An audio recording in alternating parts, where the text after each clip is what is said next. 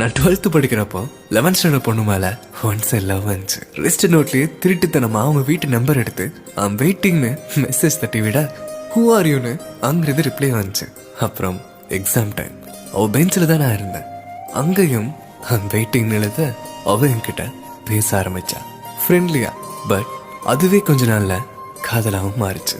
Lovers டே எனக்கு propose பண்ண நினைச்சா. ஆனா நான் தூங்கிட்டேன். மார்னிங் முடிச்சதும் உங்ககிட்ட ஒன்று சொல்றக்கா வெயிட் பண்ணுன்னு சொன்ன அப்பவே புரிஞ்சது. 5:15 ப்ரப்போஸ் பண்ணா. இந்த 9 வருஷ காதல்ல எண்ணி பார்த்தா வெறும் 10 தடவை தான் மீட் பண்ணிருப்போம். அந்த 100 மெசேஜ், பூஸ்டர் கார்ட்ஸ், கால் டாக் டைம்ஸ்னு தீர தீர காதல் போச்சு. நான் காலேஜ் போனதும் அவ டியூஷன் போறப்ப அவளை பார்க்க போவேன். அவளுக்கு என்ன ரொம்ப பிடிக்கும், என்னை ரொம்ப கேர் பண்ணுவா. அவ காலேஜ் லீவ்ல பஸ்ல வரப்போ திருநெல்வேலி டு நாகர்கோயில் அவ கூட டிராவல் பண்ணதெல்லாம் மறக்கவே முடியாது. Best moments. ஆனா நான் நிறைய தடவை ஹர்ட் பண்ணியிருக்கேன்.